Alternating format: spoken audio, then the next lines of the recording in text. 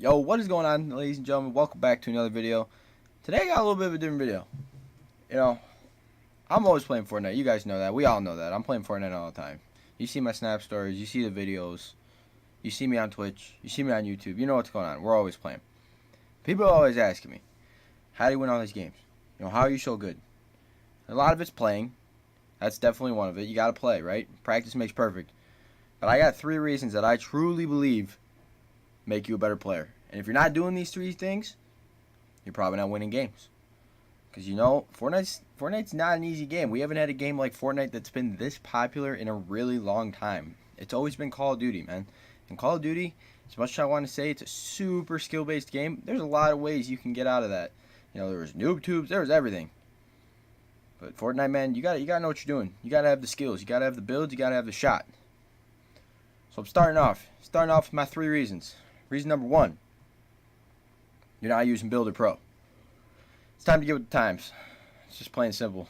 You can't be using the default. If you're using the default Y to switch things, you're just never going to be able to keep up with guys. There's guys that can build 2-layer floor ramp walls and just absolutely rush, and you have absolutely no chance. You can't use Y, especially with switching guns. Being able to go back and forth between guns is huge. You can't go all the way down your line and then expect to win a gunfight. It just won't happen. In Combat Pro, here's my thing. There might be someone that's going to watch this video and is going to make the argument that Combat Pro is better than Builder Pro. It's simply wrong. Even the big YouTubers that I follow that used Combat Pro on console have all switched to Builder Pro. And every time they do, their gameplay goes up dramatically. It's just, you can't switch. Having each build to a key is crucial to Fortnite, because you can easily spam wall ramp, wall ramp. I know you can switch back and forth, but eventually you're going to mess up. It's going to cost you, and it's just realistically, it's not as fast. Reason number 2, you've been told the biggest myth in Fortnite history. High sensitivity does not, I repeat, does not make you a good player in Fortnite. I don't care if you get used to it. I don't care if you can build up 7 stories in a 1x1 right away. It is not important. Go look at the best player, for example, on console. Actually, there could be better ones, but the best one that has the most, like the biggest brand, Nick Merckx. He plays on 7.7. He basically plays on 7.6. And his scope ADS is 0.45. Now, if someone would make a YouTube video and said this was my settings, you'd have a bunch of people in the comments. There's no way, you can't play, you're not good. He's the best player, man. He's out there. He's made over $100 grand with that sensitivity. Is he outbuilding everyone? No. But his shot, a laser. You're never going to see someone with a better shot. And he can still build. He can build fast enough to outbuild the common player, but he has a good enough shot to gun down the best player in building. You know what I mean. So it's something to really think about. You know, if you're trying to play 10-10 and you're not hitting your shotgun shots, you got to think about that. Shotgun's the most important gun in this game, even with all the nerfs. I know that Season 5, the SMG meta, people use P90s, the drum gun, whatever. The ability to hit that first shotgun shot and maybe kill him, or use the drum, or use the new one, the double barrel, and get him twice. You got to hit that shot. And then you can immediately switch to a drum and SMG. You can't just miss it. You can't keep missing with attack. You can't miss. You can't, especially with a pump. You miss your first shot and you're close to someone, no chance you live. Something to think about.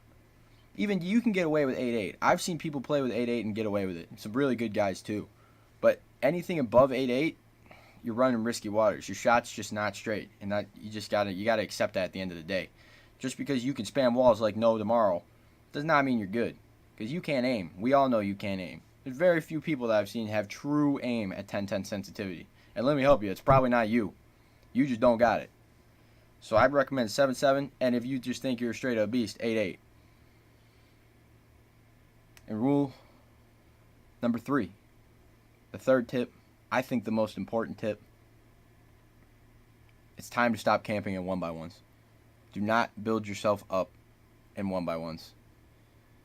It just does not work, especially the outside of the circle.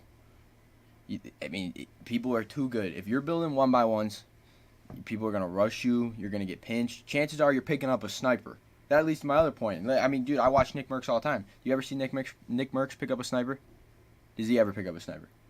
No, because the second you do, you build a one by one, you sit in it, and you think that you're gonna hit shots, and realistically, you're gonna get pinched, or someone's gonna snipe you. That's why I don't pick up snipers. That's why nobody picks up snipers.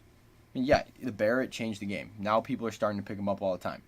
But one by ones, you just can't do it. You can't run to the circle and build. You know, you got to be aggressive. You got to kind of move around. Sitting in one by ones, you're banking on getting 3-4 kill wins, and then the guys at the end are ending up with 8-9 kills because they're pushing guys. You know, they're still playing smart, but they're pushing guys. They're getting materials. They're getting the weapons. That's my biggest thing. Is, you know, I'm playing with guys, and they're like, you know, how do you get so many kills? How are you so good? You can't just camp. This game is so, it's not just even just that it's just kill based. Every time you get a kill, you're getting more mats. You got a chance of getting better weapons, maybe even getting some more shield. You know, you sit in one by ones, you're just sniping people. Chances are you're not getting that loot, especially in squads and duos. There's no chance you're getting that loot. Maybe a hunting rifle back when the hunting rifle peak was a thing, but now it's not. You know, you got to be real about what you're doing. Now, these 3 tips I think are very broad. I think they'll improve your gameplay. But these are 3 things that I've noticed, you know, when I play with my friends or people that really don't play all the time, they don't do, you know. A couple of them might be on Builder Pro, but they're playing on too high sensitivity. Or, you know, they're doing Combat Pro and they're sitting in one by ones, you know, when we're playing squads. You know, I got a buddy, I'm not going to mention him because he'll be all up in flames if I expose him in a video, but he'll sit in a one by one squads every time. Sometimes he balls out with that sniper. He does, I'm not going to lie.